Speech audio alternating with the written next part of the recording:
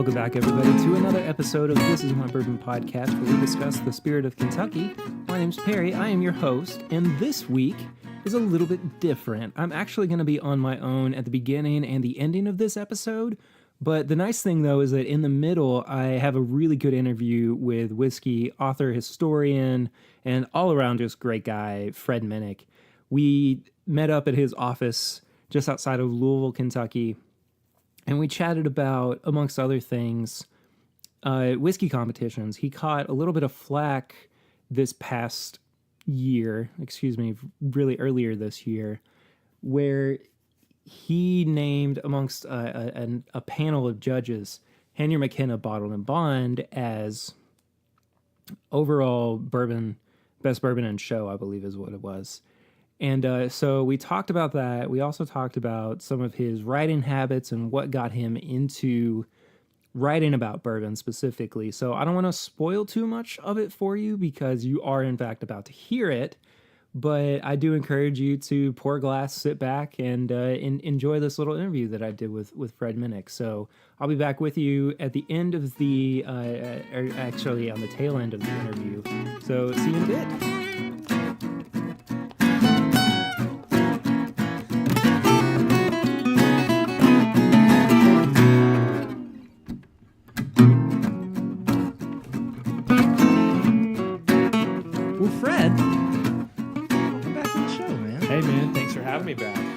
I thought after you kicked me out of the restaurant last time, I didn't think you'd be inviting me back. How did I kick you out? I feel like we got got pissed kicked you out. off.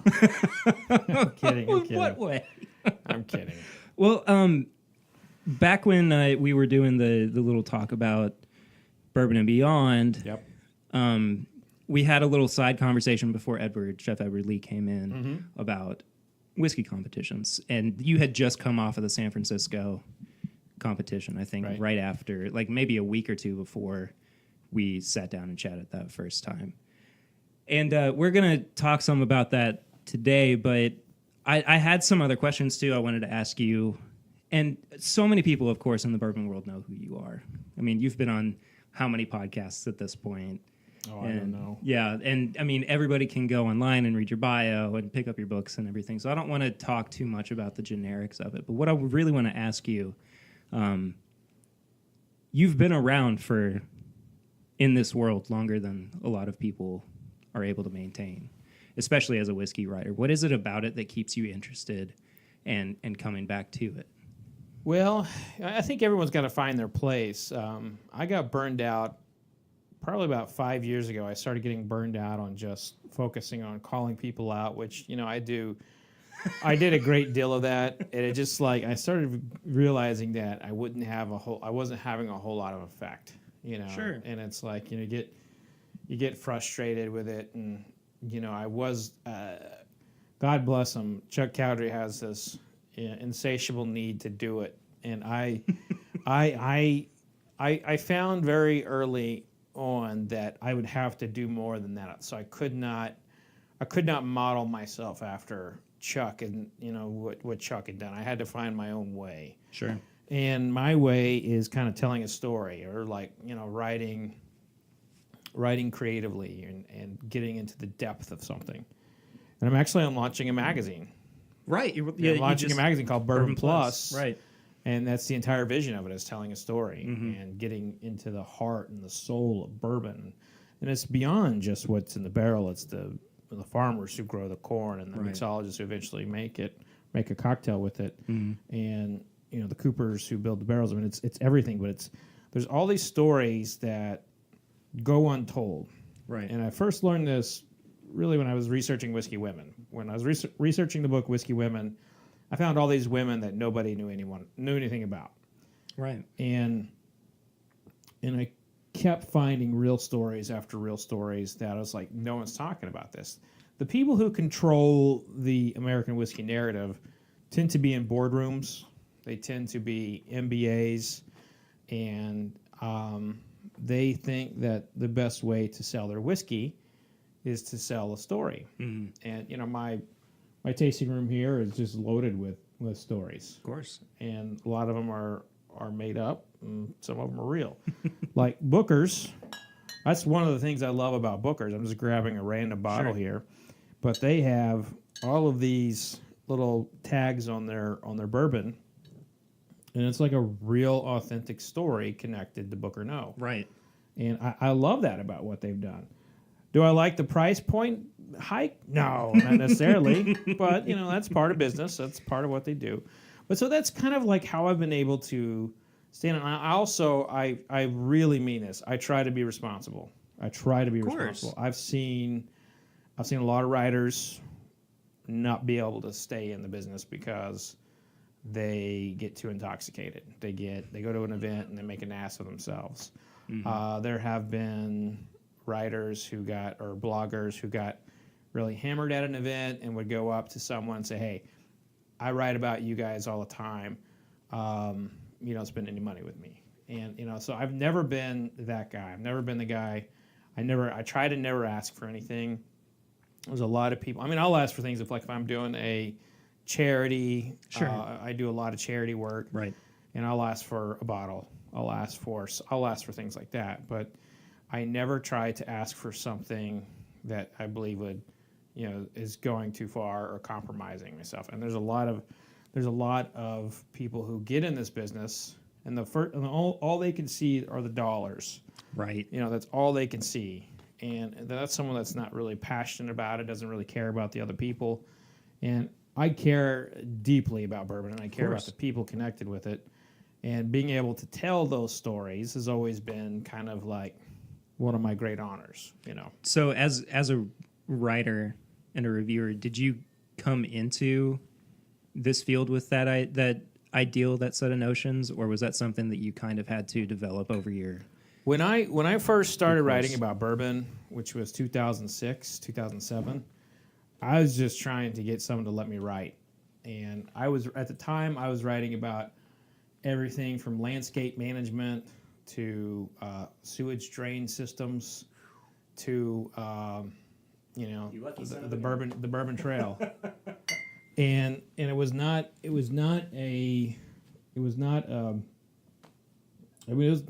a lot of work to get people to let me write for them, but really, I had a lot of breaks. And my biggest break, I've kind of studied it because I've been asked a lot of what was the moment where you what was your big break? Sure. And I was a stringer for the Louisville Courier-Journal as a sports writer. And this is after I'd been in Iraq, and I was trying to establish myself as a writer. Right. In whatever way I can, and I'm covering anything the Courier-Journal wants me to. So I'm basically going to high school track meets, soccer games. I'm going to everything, covering everything. Mm-hmm. And the guy who covered the Louisville Bats broke his ankle, and the editor called me up, and he says, "Can you cover the Bats tonight?" I said, "Absolutely. I'll be there." I'll be there. He's like, "Great, be there in 5 minutes." Oh. So I'm assuming he went down his list. Sure. He went down his list of people whom he tried to get to go. Right. It was probably last on that list because I was 5 minutes out. And unfortunately, I lived downtown at the time, and I sprinted to the game, and I made it, and I covered it. And after that, the editor started recommending me for jobs. And that's awesome. There was that shortly thereafter there was what they call the Senior Olympics. This is where people, 60 and older were competing in Olympic events. And a magazine called Elder was covering it. The guy who's behind Elder was the founder of PC World and Mac World, and he helped Bill Gates in the first PC that's being created, incredible. A really incredible magazine lineage. Right. And he reached out to the Courier-Journal and said, "Hey, do you have any sports stringers you recommend?" And the editor took that call, and he recommended me. Wow. And the guy from Elder liked my work so much, the next day he says, "Hey, could you go to France for me?" And cover some wine from some wine country. Wow. And talk about right place, right time. Sure. And I was, said absolutely.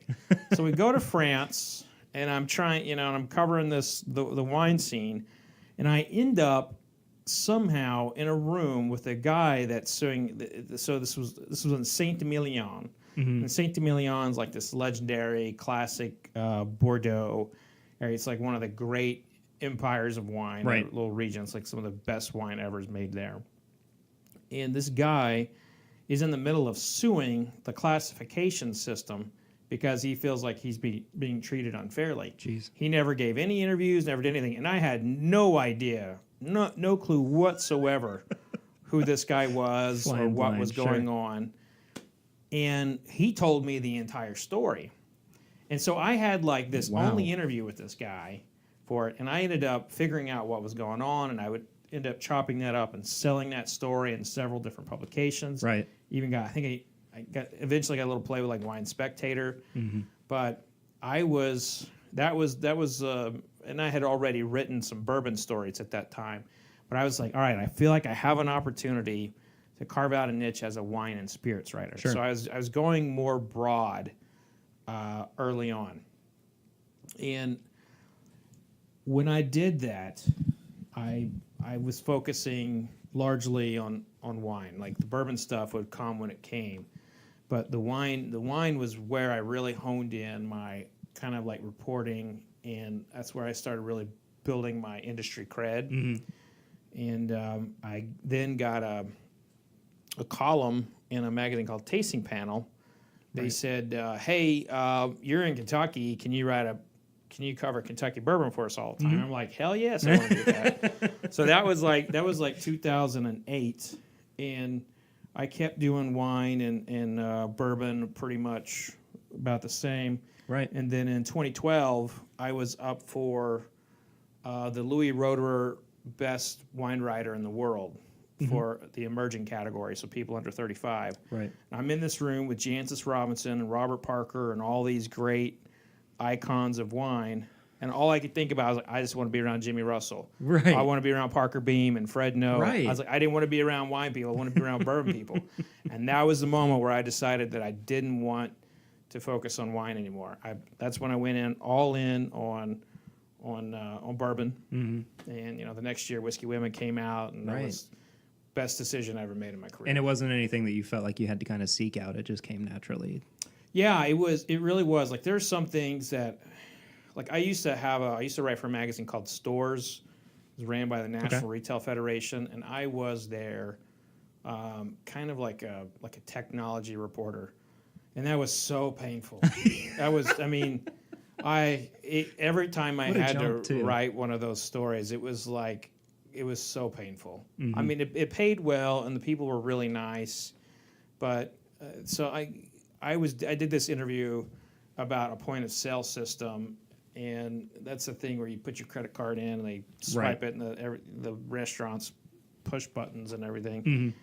And the interview subject said the word solution 250 times during like a 5-minute interview. And I was like, I can't take this anymore. But I was not in a position where I could walk away from it. Like as a writer, you get what you can get. Right. And that was when I was able to separate from them, I was like, oh, thank God. I loved them, but I loved them personally, but I hated the work. But that's the thing is like, that didn't come naturally to me. Sure. Writing about point of sale technology and HR technology in the retail space did not come natural. However, tasting something and tell you exactly what I taste in it comes very naturally to me. Well, speaking of tasting, why don't we taste something? So you brought out a little Henry McKenna. I did bring a little Henry McKenna, and I figured it was appropriate since that's what won San Francisco this year. But this has been kind of my coveted bottle of McKenna for a little while. I appreciate you bringing it. Yeah, there's not much left. Well, I figured why not. Good bourbon was meant to be shared and consumed. So.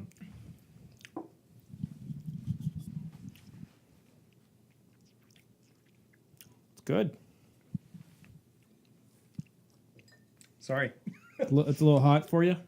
No, it just went down in odd way for a second there. It could be the angle. Sometimes the way you sit will really impact. That's like how too. It goes down. Yeah. These are not the best chairs to be sitting in.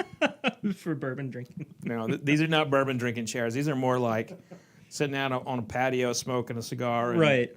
You know. Right.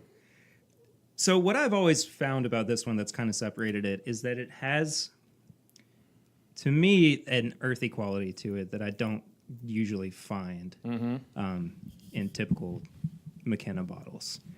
And especially... Now, what kind of earth? Are you talking like been out in the jungle for a little bit and you got some armpit sweat going on? Or are you talking about... See, this is what separates me, I feel like, from a lot of other people.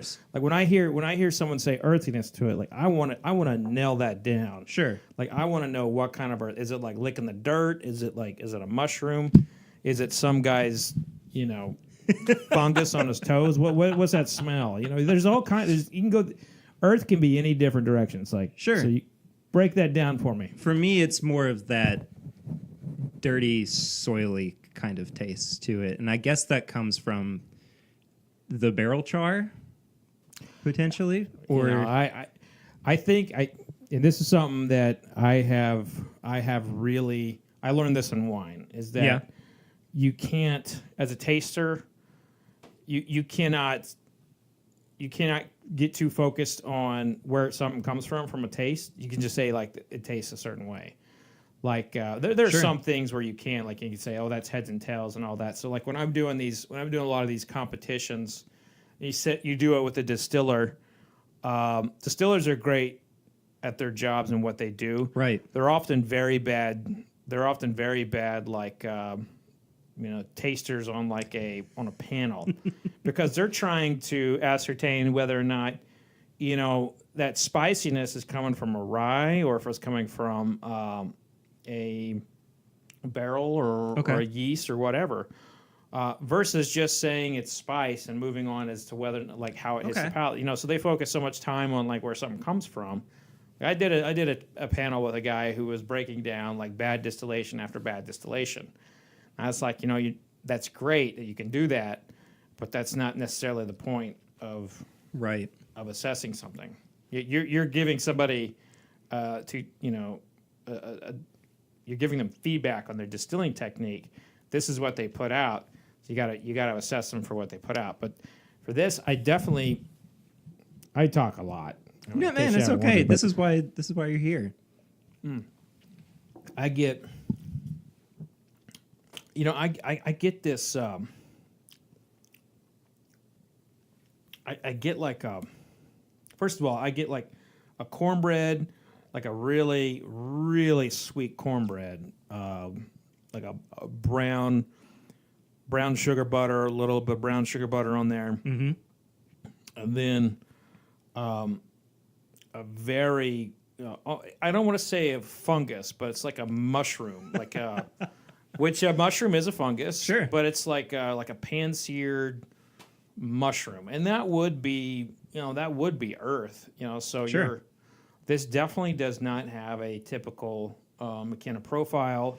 I would Right. say this would skew a little bit toward turkey, like some of the wild turkeys I've had. So this is certainly not the classic caramelly, right? And that's something too that we've just kind of discovered, sharing it with other people too. Is we've all gone, how did this skew so far away from the typical McKenna profile? Why? How did it become an outlier? Why is it not as consistent as some other models? You'd have to get inside the Heaven Hill tasting system. I mean, when they're selecting this for that product, it was like who was selecting them that day? Like what were they feeling? What was their mood? What did they just eat? What impacted? With all that said, it's very good. Mm-hmm. It's very good, and this would do very well in whatever setting you put it in. Good. Well, that makes me happy to hear reaffirmation. Well, let's talk too about a very specific setting that you found yourself in with Henry McKenna, which was the San Francisco Spirits competition. It's no secret now that this won first in show. Yeah, it won Best Bourbon. Best Bourbon, okay. Yeah. And now it's started flying off the shelves at a scary rate. I had absolutely nothing to do with any of that. None But of that. people like to blame you for that, though. I get blamed for a lot of shit. Well, sure. I mean, seriously, I left the garage door open, and I get blamed for that. I mean, sure, it was my Regardless fault. of whether or not it's your fault. I mean, seriously. I mean, if there's, I mean, I've learned. This started about this. There's a fucking spider floating down. Look at this. Look at it. Come here. Look at this. Oh my gosh. Yeah. Wow. He wants a little McKenna, huh?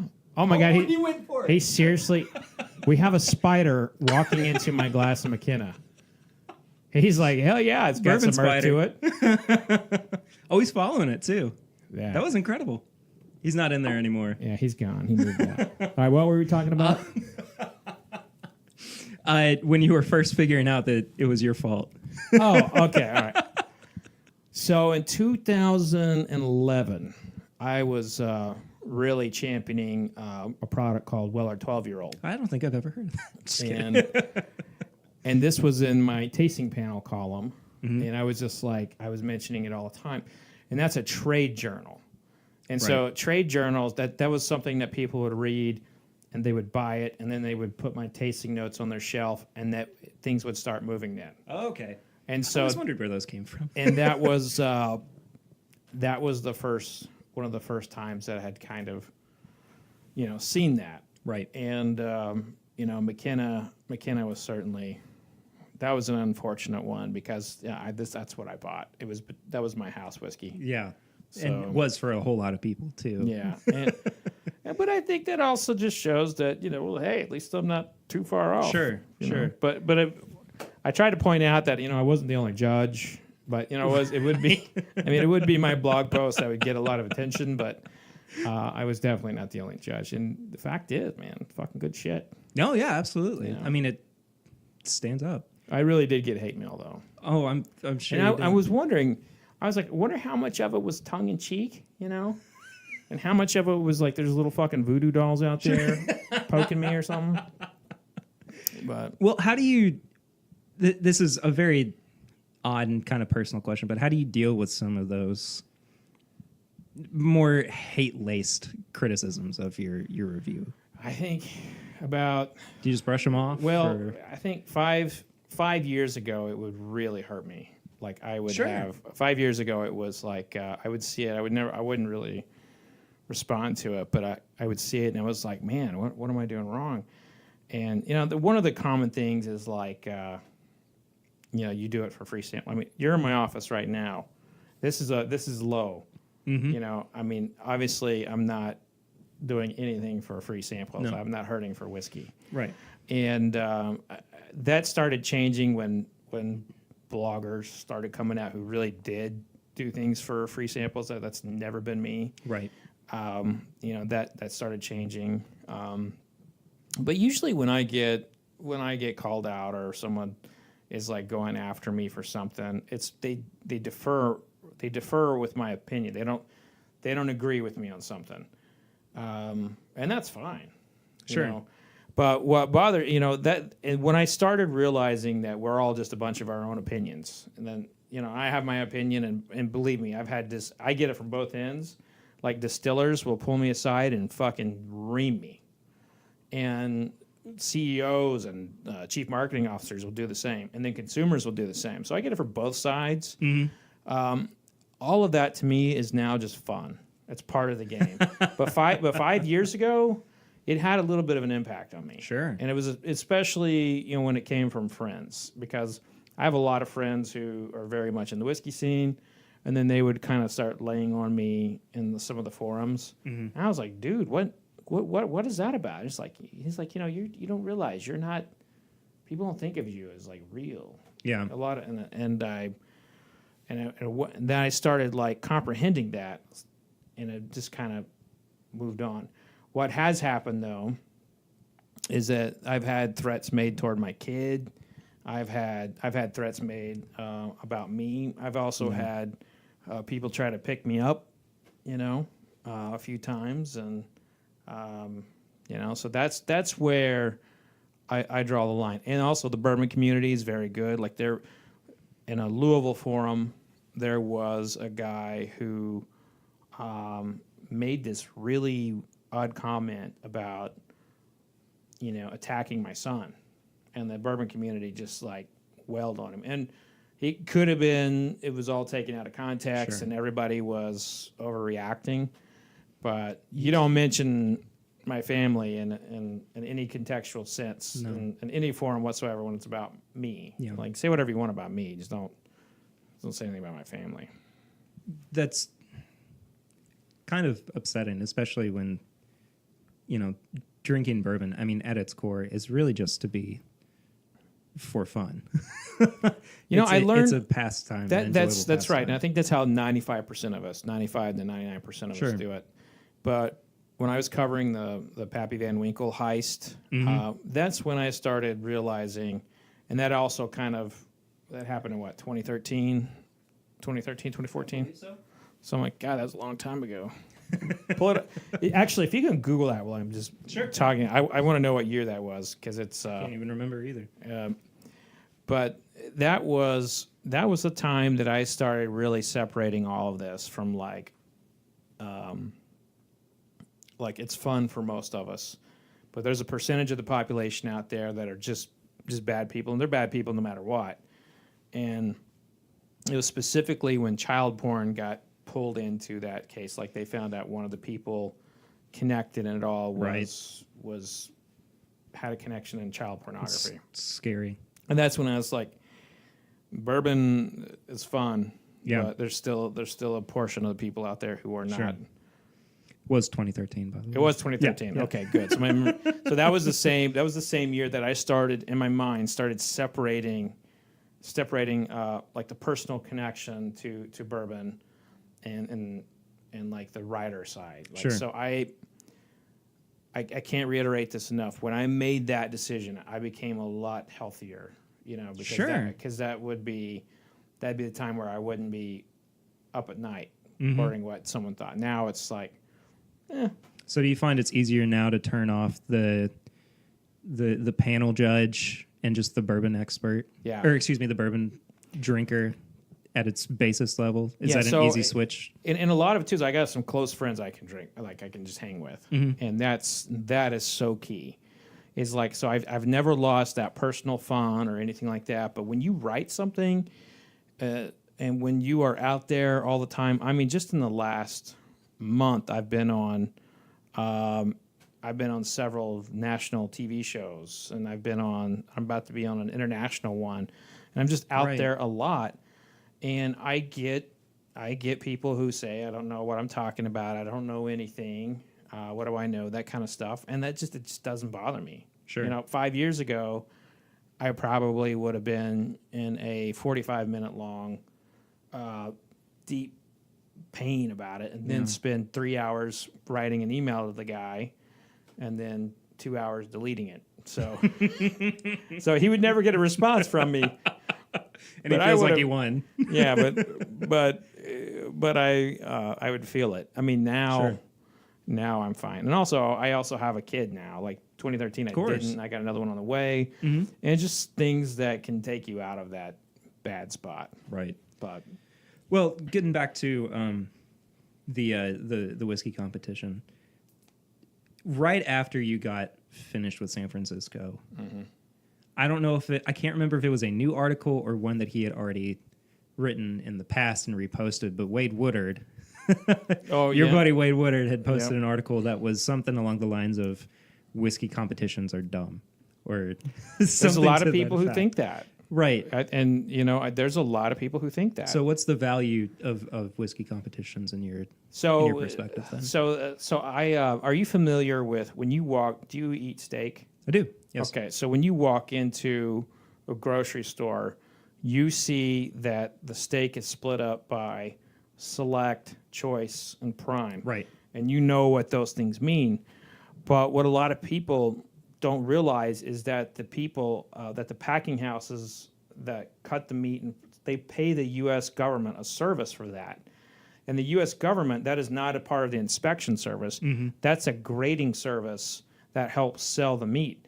They don't have to put anything on it.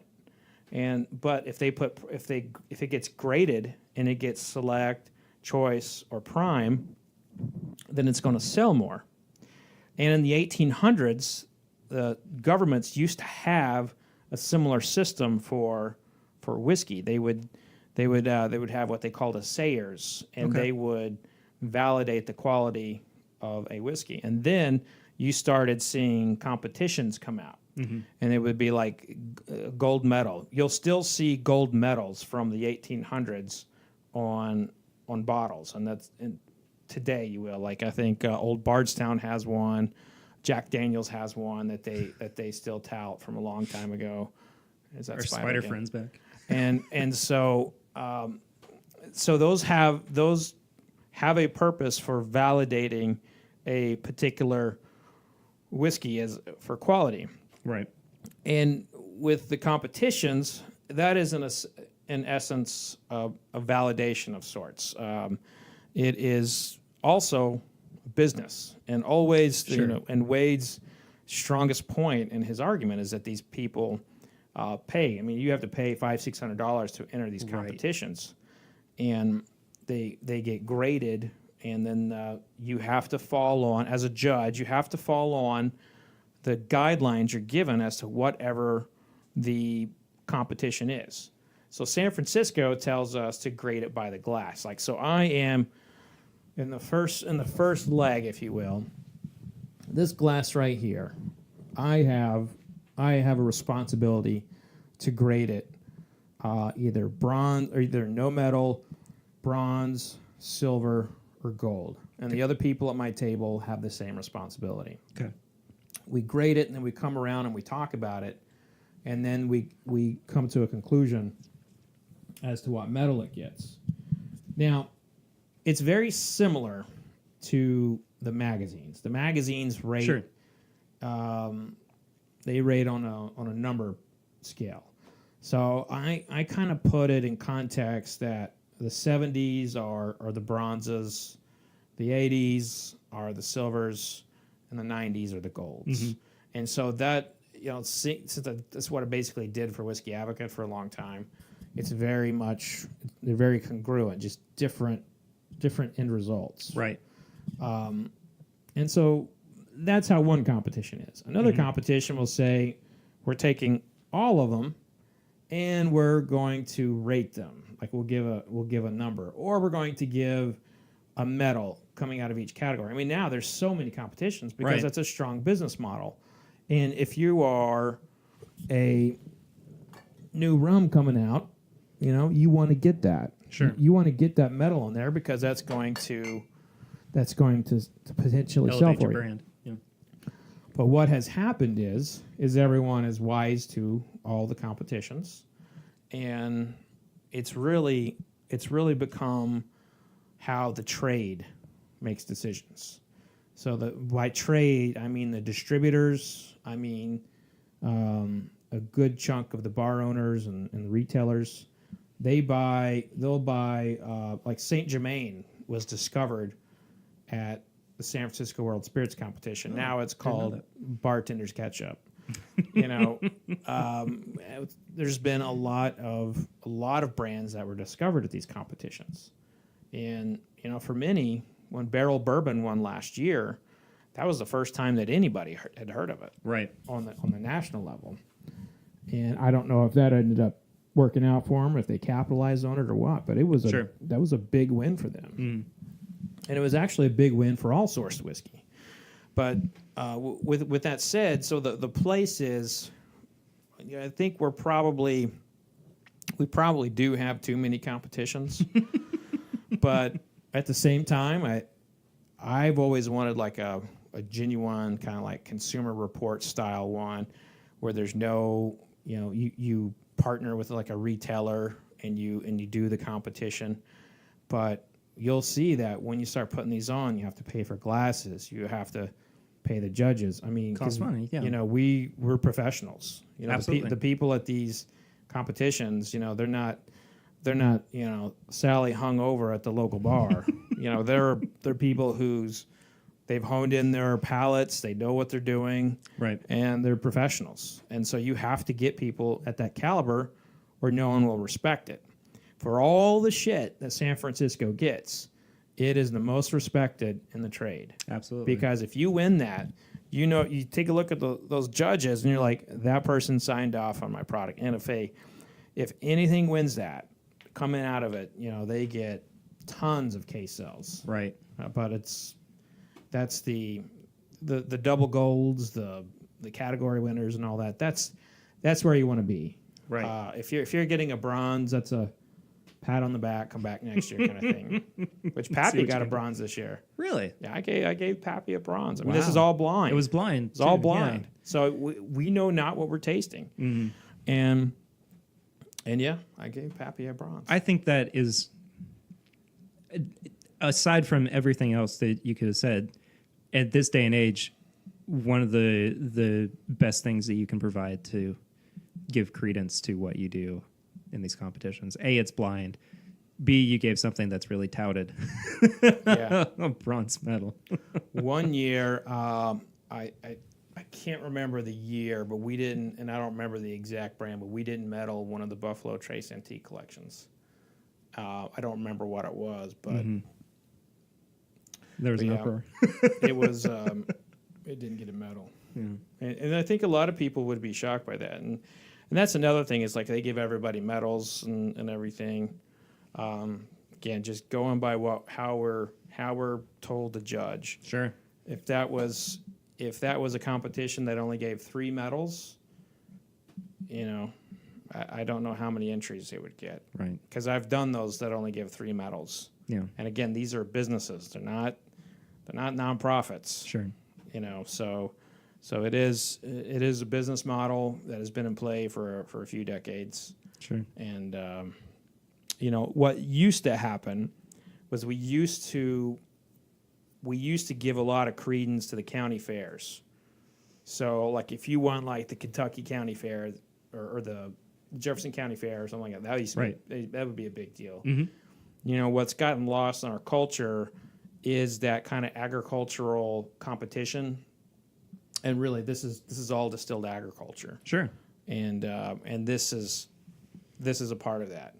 Now, if anybody wants to start a competition that could really knock the socks off the world, and they have a bankroll to do it, you can find me at fredminnick.com. Let me know, and Perry and I will get this going. Well, yeah, we'll make it work. I think we can make it happen. Just to wrap up real quickly, first off, I want to say thank you so much for sitting down with me. Ooh, it's opened up a little bit. It has opened up a little bit, yeah. What are you getting now on the McKenna? I'm getting some like butter pecan. Interesting. I love butter pecan ice cream. Mm-hmm. So it's like creamy and like a little bit of that bitterness from the pecan. That sometimes happens when you get a bottle that's really low, like low fill in it. Right. It The needs, longer it sits. yeah. Well, Gotta drink this stuff. I'll probably, if I don't finish it up soon, I'll transfer it over to a smaller bottle just for safekeeping. Anyway, what is on the horizon for you? Because you just came out with mead, your new I came out new with mead that. book. I came out with that, which nobody, including my mom, doesn't know why I wrote that one. And I've got Bourbon and Beyond, which I helped co-found, and this year we've got such an incredible lineup with Sting and Robert Plant and all those great musicians and chefs and bourbon stuff. And then I've got a magazine that I'm starting, Bourbon Plus, is really a dream. It's like as soon as I started writing for publications about bourbon, I was like, I would love to do something on a grander scale. Like I wanted to write about the soul and the personality of bourbon. And a lot of magazines really want it to be about the liquid, and that's probably the most mainstream you can get with whiskey, is like saying like, oh, this is good, you should drink that. Mm-hmm. It's a fantastic model. I just felt like it's time to go real in depth on people like Jimmy Russell and Bill Samuels. One of the feature stories, we open it up with Bill Samuels walking into a meeting with a gun. So That's the kind of stuff we're going That's to so Bill Samuels. we're going to bring out. Well, Fred, again, thank you so much for hanging out. Oh, with my us. pleasure. I'm sure we'll have you back on, especially once we get closer to Bourbon and Beyond. Yeah, absolutely. Appreciate it, man. Pleasure. Always a pleasure. Cheers.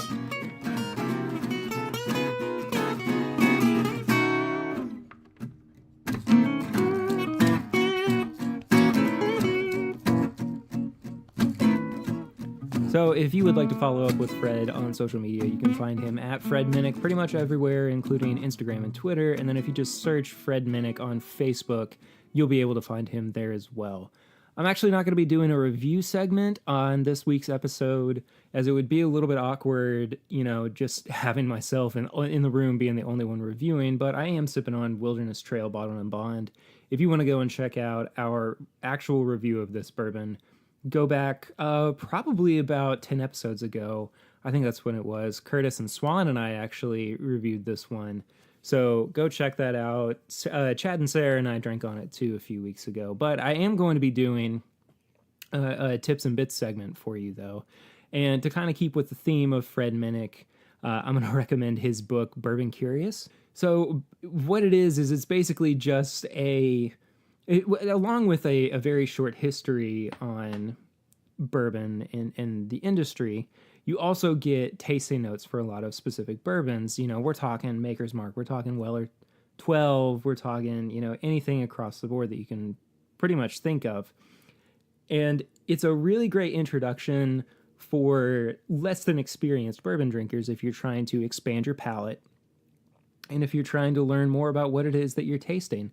And even for some of us more, we'll say, experienced, I use that term fairly lightly, bourbon drinkers, it does kind of provide more context rather, to what it is that you are experiencing on your palate and on the finish, and really just as an overall experience with the bourbon. So I would highly recommend that you go and buy that. It's a fantastic book. And I actually got a signed copy from Fred when I went and hung out with him last week. So anyway, that about does it for me this week. I want to say thanks again to Fred for being on the show. He's a fantastic guy, and I really enjoyed our conversation with him. I'm sure we'll have him back on in the future. If you would like to follow up with me on social media, you can head to @pritter1492 pretty much anywhere. And then if you would like to follow the show, you can head to @MyBourbonPod on Instagram, Facebook, and Twitter. And then if you would like to send us an email, you can use thisismybourbonshop@gmail.com. You can become a patron of the show as well if you head to patreon.com/MyBourbonPodcast. And for as little as $1 a month, this isn't, it may be free for you to listen, but it's not free for us to do a lot of these things, the travel that's involved and the hosting fees, it really does help us out. So if you really do enjoy the show and you would like to keep us going, I've said this before, we have no intention of quitting anytime soon. So please, if you are able to help us out a little bit, we would really appreciate it. Also give us a 5-star rate and review on iTunes. It really helps us out too, for people to become more aware of the show. Also, thank you all so much for listening. We, of course, wouldn't be where we are without you all. You guys are really what keep us going and making this as much fun as it is for us. Next week, I believe that I'm going to be having Curtis and Tanner back on for a brand new episode with the Home Base Boys. And if not, I will let you know on social media. Something might change. But I will keep you posted on that. Until then, I will see you next week.